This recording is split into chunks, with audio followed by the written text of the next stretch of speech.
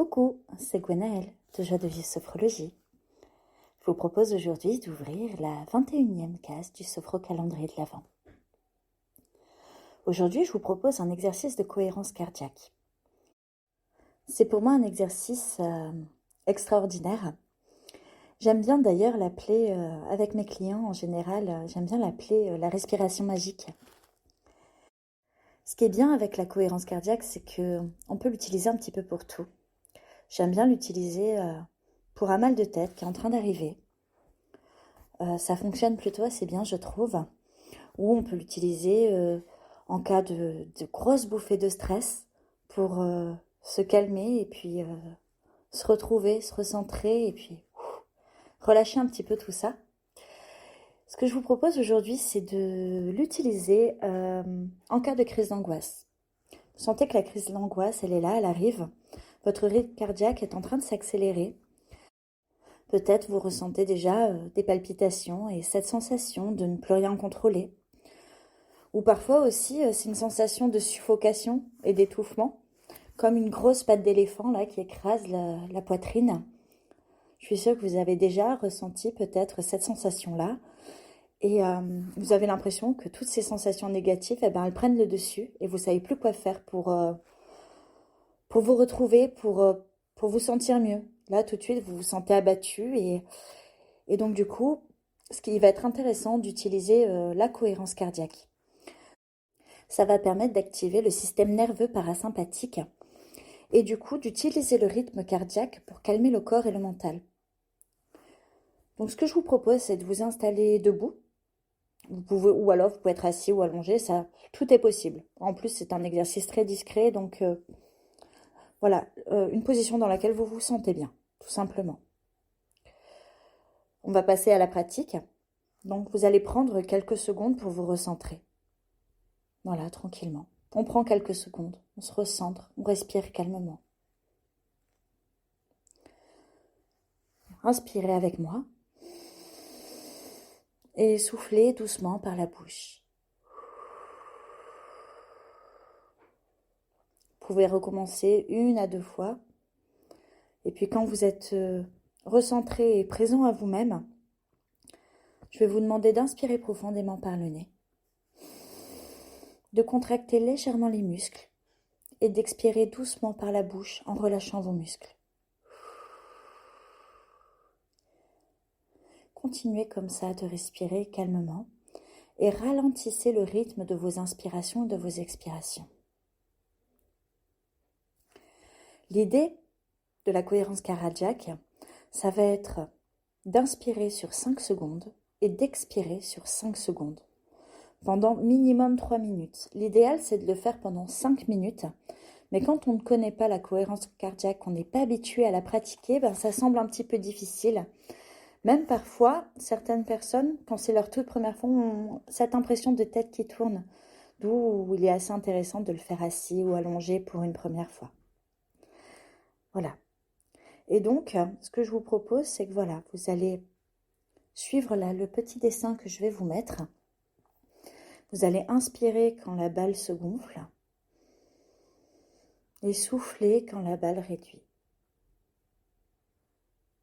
Donc voilà, on passe à la pratique et puis je vous laisse pratiquer la cohérence cardiaque pendant 3 petites minutes pour que vous puissiez découvrir ceci pour la première fois.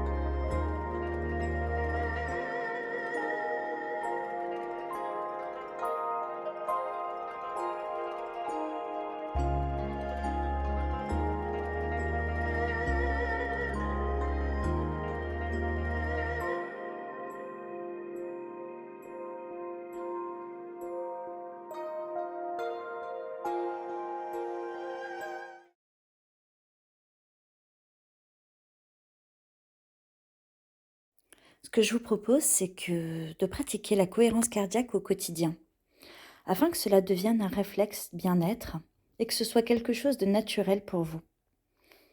Il y a de nombreuses applications, dont notamment une application que j'aime assez, qui est sur smartphone et qui s'appelle Respirelax Plus.